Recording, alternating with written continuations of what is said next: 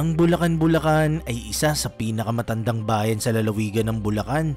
Matatagpuan ito sa hilagang bahagi ng Maynila na may 35 kilometers ang layo. Pero alam nyo ba na may isang bayan dito ang tuluyan ng nilubog ng tubig dagat? Ito ang Sitio Pariaan sa Barangay Taliptip, Bulacan. Ayon sa mga residente, nung panahong hindi pa sila nilulubog, normal at masaya ang kanilang pamumuhay dito. Hindi pa ito noon lubog sa tubig at dati raw itong palayan na may lupa pang tinatapakan. Katunayan, dinadayo pa nga raw ang lugar nila tuwing fiesta hanggang sa napansin ng mga residente ang unti-unting pagtaas ng tubig kada taon at unti-unti na silang pinapasok ng tubig mula sa palaisdaan hanggang sa tuluyan ng nilubog ang Sitio Pariaan.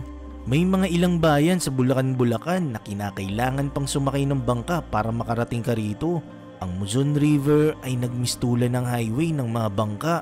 Kapansin-pansin ng mga bahay na nakatayo sa tubig. May kita rin ang ilang natirang pader na dating school building. Wala na itong bubong at wala na ring mga bintana, mga abandonado na. Kaya ang mga bata rito sa Sitio Pariaan ay kinakailangan pang bumiyahe ng malayo gamit ang bangka para mapag-aral. Halos nasanay ng mga kabataan dito na 30 minutes na bumabiyahe gamit ang bangka makarating lang sa kanilang eskwelahan sa Ubando. Bali 40 pesos ang bayad ng mga estudyante rito sa bangka balikan. Maging ang simbahan ng Sitio Pariaan ay tuluyan ng nilamon ng tubig. Halos kalahati na ng gusali ang nilamon ng dagat. Gayunpaman ay patuloy pa rin ang pagsasagawa ng misa rito pero isang beses na lang sa isang buwan. Ang mga dumadalo sa misa ay mga nakasakay ng bangka. Pinaniniwalaan ng mga residenteng deboto na simula nung na-wash out ng malakas na alon ng kanilang puon nung bagyong Pedring ay ganito na ang nangyari sa kanilang lugar. Naniniwala kasi sila na swerte sa kanila yung estatwa na yun. Kaya nung nawala ito, tumamlay na raw ang mga tao sa lugar. Ayon sa datos ng Barangay Taliptip na nakasakop sa Sitio Pariaan, noong taong 2007, nasa 60 pamilya ang naninirahan sa Sitio Pariaan. Pero pagtungtong ng taong 2019, nasa 32 na pamilya na lang ang naninirahan dito. Ayon sa mga residente, bagamat napapalibutan sila ng tubig, mas gusto pa rin daw nilang manirahan dito dahil nandito ang kanilang kabuhayan. Pero kapag may bagyo raw, talagang umaalis daw sila rito. Kung gusto mo raw makasurvive sa ganitong lugar, kinakailangan mo raw matutong lumusong sa tubig para makahanap ng mga kain. Ang Sitio Pariaan ay isa sa mga villages na binili ng private company para tayuan ng bagong airport. Ito yung propose na New Manila International Airport sa Bulacan. Bagamat tumutulno ng mga residente sa pagbenta ng kanilang mga lupain, wala na rin daw silang magawa dahil hindi na rin naman nila ito mapapakinabangan. Kaya ang hiling na lang daw nila mabigyan na lang sana sila ng maayos na malilipatan ng bahay. Katulad ng Sitio Pariaan sa Bulacan, ganito rin ang kinaharap na problema ng Barangay Lawa sa Ubando, Bulacan. Sa Ubando, Bulacan at Bulacan, umaabot na ng 4 hanggang 6 cm ang taas ng nilulubog ng lupa rito. Sa ngayon, lubog na rin sa tubig ang Barangay Lawa sa Ubando, Bulacan. Ang mga residente rito ay gumagamit na ng balsa mula sa sementadong kalye patungo sa kani-kanilang mga bahay. Ang Barangay Lawa ay dati ring bukirin. Noong 70s pa raw nung nagsimulang bumaba ang lupa sa lugar at unti-unting pasukin ng tubig. Pero taong 2000 nung napansin nilang pagbilis ng pagtaas ng tubig dito, halos lahat ng unang palapag ng mga kabayan dito inilubog na ng tubig. Bukod sa Sitio Pariaan ng Bulacan at Barangay Lawa ng Ubando, Bulacan, maging ang Barangay Binuangan sa Ubando, Bulacan ay unti-unti na rin lumulubog sa tubig. Ayon kay Dr. Fernando Siringan na isang eksperto sa climate change, na pag-aralan nila na ang Sitio Pariaan at ang ilang bahagi sa norte ng Maynila ay mabilis ang naging paglubog ng lupa dahil sa land subsidence na sumasabay pa ang mabilis na pagtaas ng tubig dagat dahil sa climate change. Sabi pa niya 50 years from now or 100 years from now ay marami daw talagang parte ng kalupaan sa buong mundo ay tuluyan ng lulubog at lalamunin ng tubig dagat na unti-unti naman nating nakikita ngayon sa ilang mga syudad at bayan. Hindi lang dito sa Pilipinas, maging sa ibang bansa. Pero bakit nga ba lumulubog ang Sitio Pariaan at ang ilang barangay sa Ubando, Bulacan? Ayon sa University of the Philippines National Institute of Geological Science o UPNIGS, Ang nangyayari sa Sitio Parian at dalawang barangay sa Obando, Bulacan ay isang natural phenomenon ng paglubog ng lupa na tinatawag na land subsidence. Actually, ang natural lang na paglubog ng lupa ay nasa 2 mm lang kada taon noon. Pero sa ngayon ay umaabot na ng 4 cm kada taon ang natural na paglubog ng lupa. Kaya sobrang nakaka-alarma raw ito. Imagine yung 4 cm halos kakailanganin pa ng 20 years para maabot ito noon. Pero ngayon isang taon lang ganyan nakataas ang nilulubog ng lupa. Isa sa itinuturong dahilan ng land subsidence o paglubog ng lupa ay ang pagsipsip ng groundwater o yung paggamit ng poso sa lugar. Kaya mas mabilis ang paglubog ng lupa.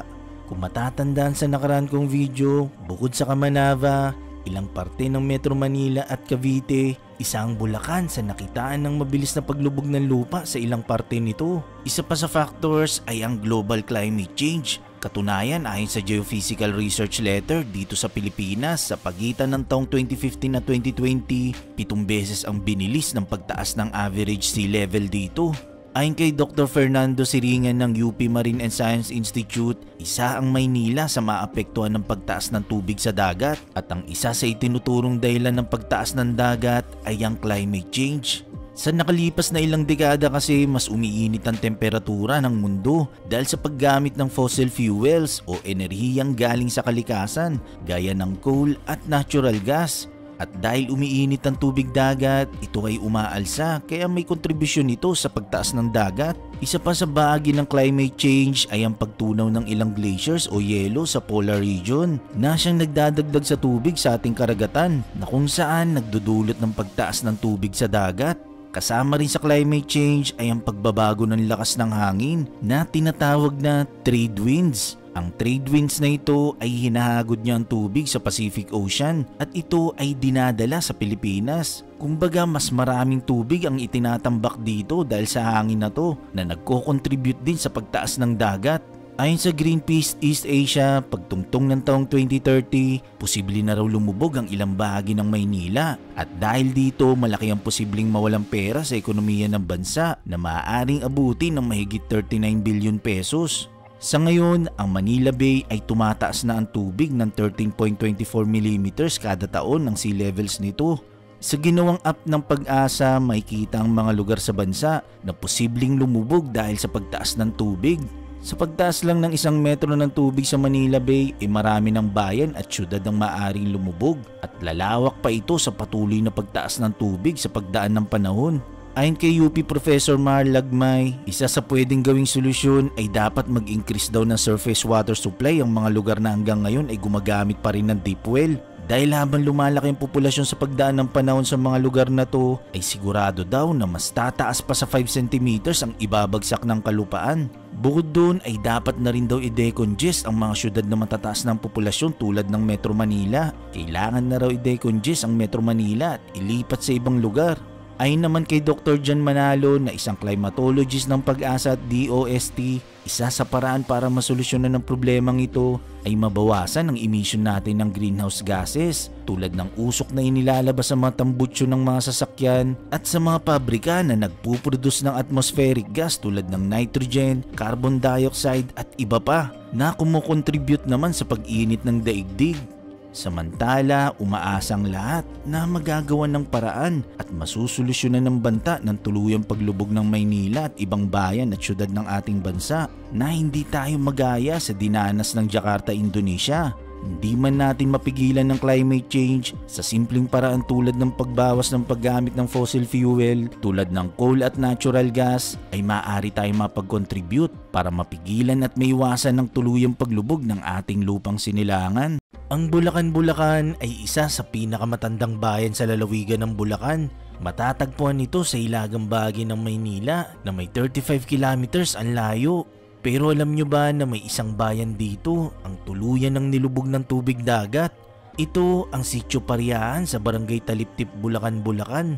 Ayon sa mga residente, nung panahong hindi pa sila nilulubog, normal at masaya ang kanilang pamumuhay dito. Hindi pa ito noon lubog sa tubig at dati raw itong palayan na may lupa pang tinatapakan.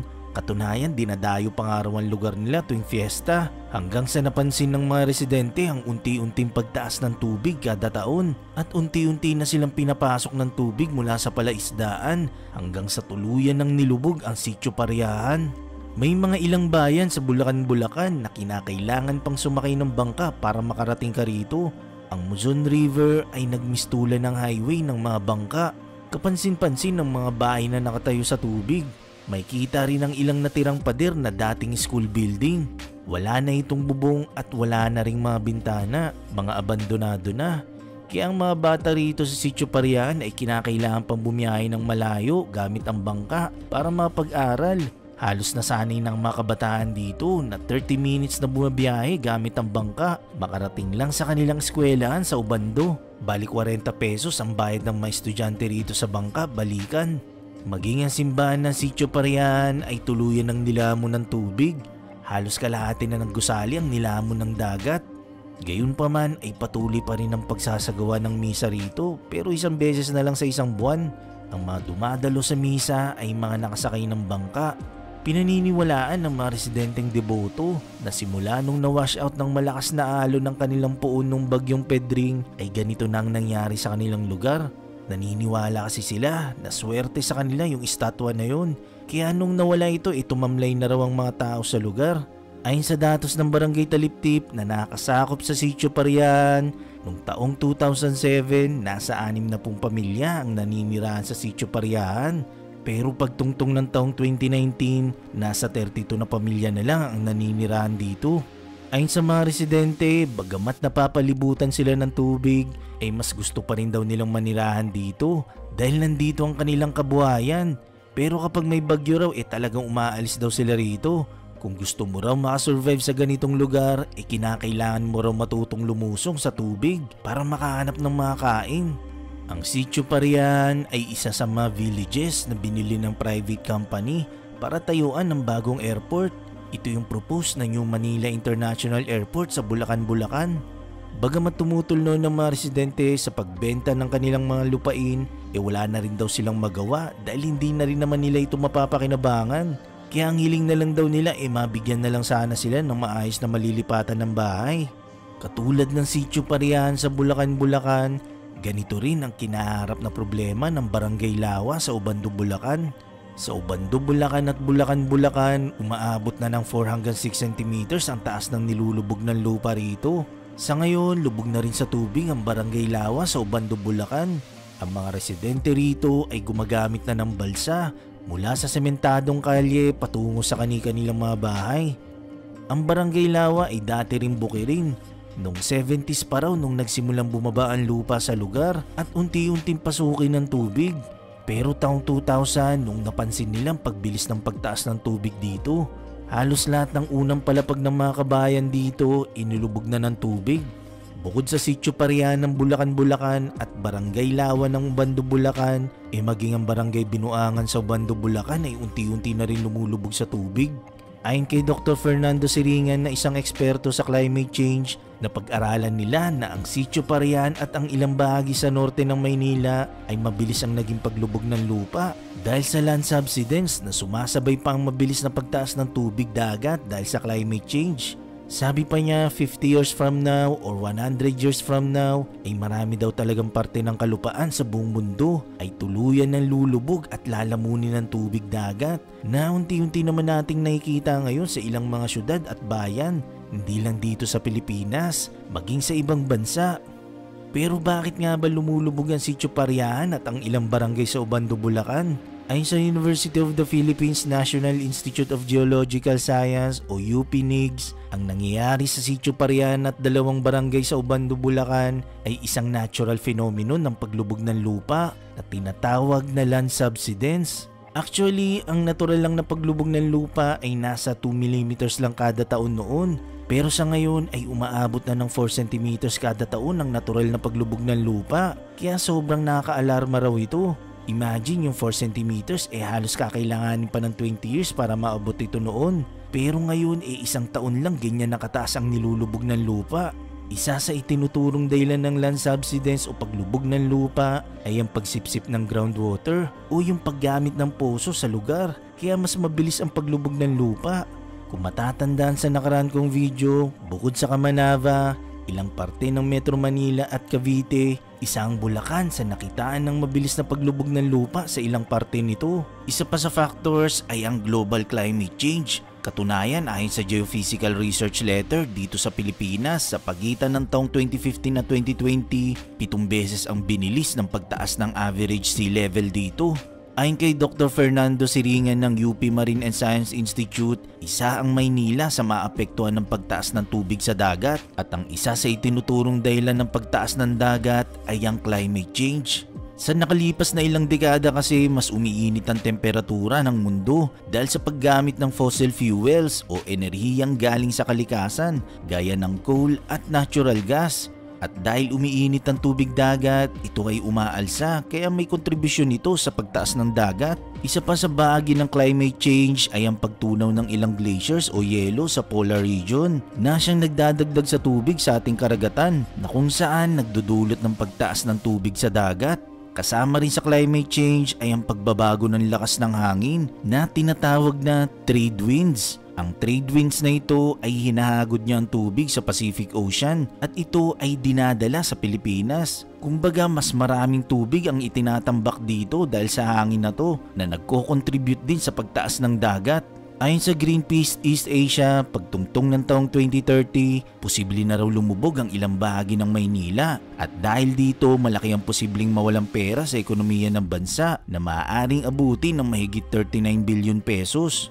Sa ngayon, ang Manila Bay ay tumataas na ang tubig ng 13.24 mm kada taon ng sea levels nito. Sa ginawang app ng Pag-asa, makikita ang mga lugar sa bansa na posibleng lumubog dahil sa pagtaas ng tubig. Sa pagtaas lang ng 1 metro ng tubig sa Manila Bay, marami ng bayan at syudad ang maaaring lumubog at lalawak pa ito sa patuloy na pagtaas ng tubig sa pagdaan ng panahon.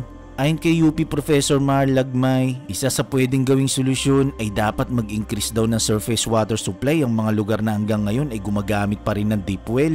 Dahil habang lumalaki ang populasyon sa pagdaan ng panahon sa mga lugar na to, ay sigurado daw na mas tataas pa sa 5 cm ang ibabagsak ng kalupaan.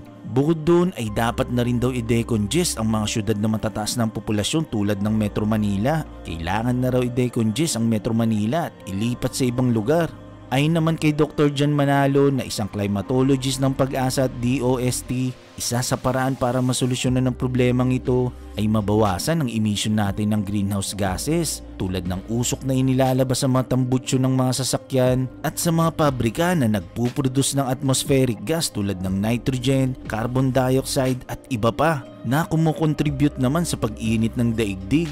Samantala, umaasang lahat na magagawan ng paraan at masusolusyonan ng banta ng tuluyang paglubog ng Maynila at ibang bayan at syudad ng ating bansa na hindi tayo magaya sa dinanas ng Jakarta, Indonesia. Hindi man natin mapigilan ng climate change sa simpleng paraan tulad ng pagbawas ng paggamit ng fossil fuel tulad ng coal at natural gas ay maaari tayong mapag-contribute para mapigilan at maiwasan ng tuluyang paglubog ng ating lupang sinilangan.